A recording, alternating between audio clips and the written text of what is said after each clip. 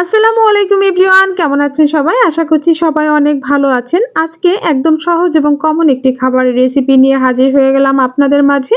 আর আজকের রেসিপি দুধ সেমাই। এই দুধ সেমাই কম বেশি সবাই রান্না করতে পারেন, তারপরও কারো না কারো উপকারে আসবে এটা ভেবেই আমি শেয়ার করেছি।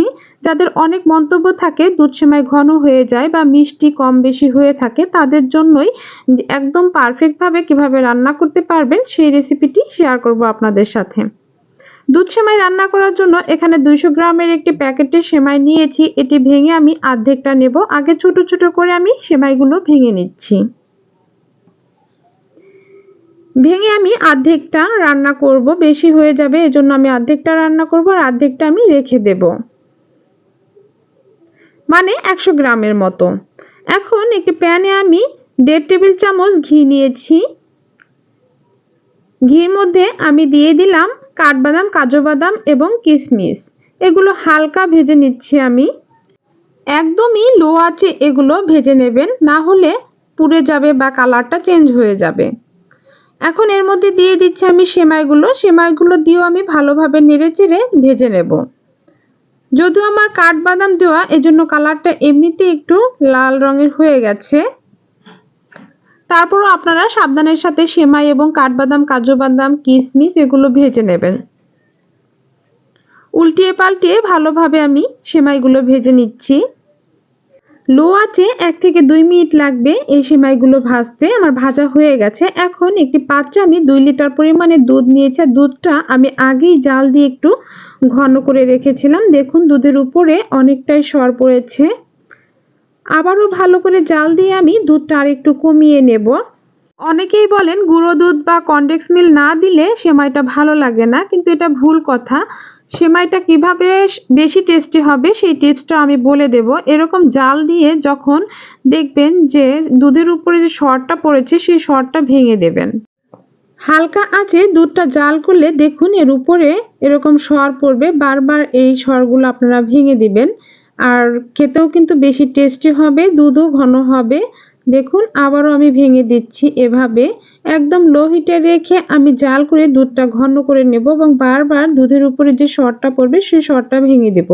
এতে করে সেমাইটা খেতে বেশি টেস্টি হবে। এই টিপস ফলো করে জাল করে দুধ ঘন করলে কোনো প্রকারের কোনো দুধ এখানে অ্যাড করতে হবে না। সুন্দরভাবেই সেমাইটা রান্না হবে এবং খেতে অনেকটা টেস্টি হবে। এখানে দিয়ে দিচ্ছি আমি 3টা দারচিনি আর 3টা এলাচ।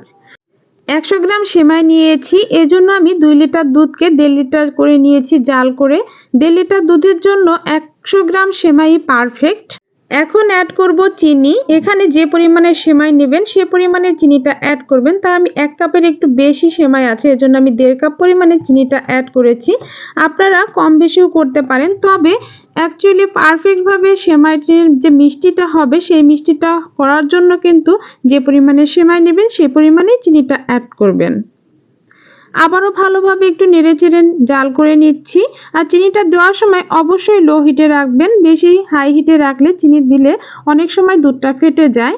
আমি মিষ্টি রান্না করার মধ্যে সামান্য একটু লবণ দিয়ে দিলাম। অনেকেই লবণটা পছন্দ করেন না, যারা লবণটা পছন্দ করেন না তারা স্কিপ করে যাবেন। এখন আমি দিয়ে দিচ্ছি সেমাইগুলো দিয়ে ভালোভাবে আমি নেড়েচেড়ে একটু বলক তুলে নেব। বলক তুলে নিলেই কিন্তু হয়ে যাবে রান্নাটা। এই সেমাই রান্নাটা কিন্তু একদমই সহজ।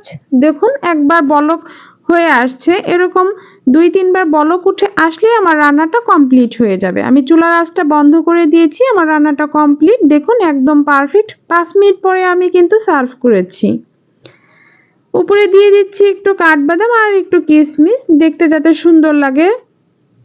দেখুন একদম পারফেক্ট হয়েছে। আশা করছি সবারই অনেক ভালো লেগেছে। রেসিপিটি ভালো লাগলে একটি লাইক দিয়ে ফুল ভিডিওটি দেখবেন, আর কেমন হলো তা কমেন্টসে জানিয়ে দেবেন। সবাই ভালো থাকবেন, সুস্থ থাকবেন। আজকে এ পর্যন্তই। আল্লাহ হাফেজ।